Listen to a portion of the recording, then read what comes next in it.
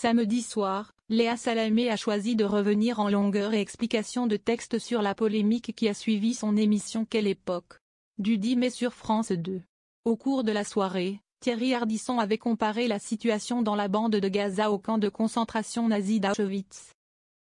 Dès le lendemain, la LICRA et le CRIF ont condamné ces propos, conduisant le présentateur et producteur à s'excuser auprès de ses amis juifs. 2 semaines plus tard, la présentatrice de Quelle époque reconnaît que cette séquence a choqué, blessé des gens, notamment des enfants et des petits-enfants de rescapés d'Auschwitz. Commence-t-elle: Cela me mortifie, dit-elle à 2 reprises, parce que je rejette toute banalisation de l'abomination ultime que fut la Shoah, l'extermination des Juifs d'Europe, et je n'ai cessé ici et dans tout mon parcours de journaliste de rappeler le mal absolu que fut le génocide nazi. Ajoutant que de très nombreuses émissions ont été consacrées aux attaques abjectes du Hamas, au sort des otages et à la montée effrayante de l'antisémitisme en France, la journaliste s'inquiète que la phrase d'Ardisson, captée dans une émission de 2h30, ait été relayée sur les réseaux sociaux sans rappeler ce qui s'est dit avant et ce qui s'est dit après. Elle s'en charge donc, au moyen de 2 extraits. Le premier, lorsque l'homme de télé s'alarme que le député socialiste Jérôme Guedj se soit fait jeter d'une manifestation sous prétexte qu'il est juif. On est à Berlin en 1930, époque où les Juifs n'osent pas sortir de chez eux, dénonce-t-il.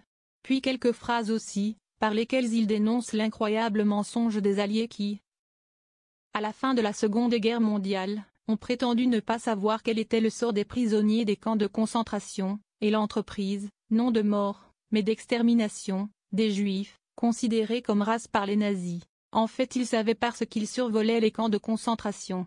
Même le pape, même Pie XII, tout catholique que je sois, je pense, était au courant, reproche Ardisson. Là, on est exactement dans la même situation, on nous dira mais vous le saviez, à propos de la montée de l'antisémitisme. On comprend quand on a écouté l'intégralité de ces propos que Thierry Ardisson laisse éclater son émotion et son indignation à la fois devant la souffrance des Juifs de France comme quelques minutes plus tard devant la souffrance des civils de Gaza.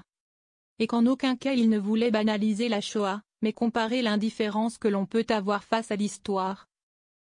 Ajoute Léa Salamé, regrettant que la polémique ait éclipsé le sujet premier, la situation des civils à Gaza, où on compte des milliers de morts et des enfants qui ont faim. Je vous le dis tout net, être accusé de complaisance, ça ne marche pas ici, pas avec moi, martèle-t-elle pour conclure, rappelant ses origines, produit d'une histoire tourmentée, dramatique au Proche-Orient de son enfance, ayant fui le Liban en guerre avec sa famille à 5 ans. Toute ma vie je me suis battue contre les haines entre les peuples et entre les religions, pour la paix, une France où chrétiens, musulmans, juifs, athées peuvent encore se parler et même s'aimer. Débite la vive allure, car je sais le prix personnel et collectif de ces guerres.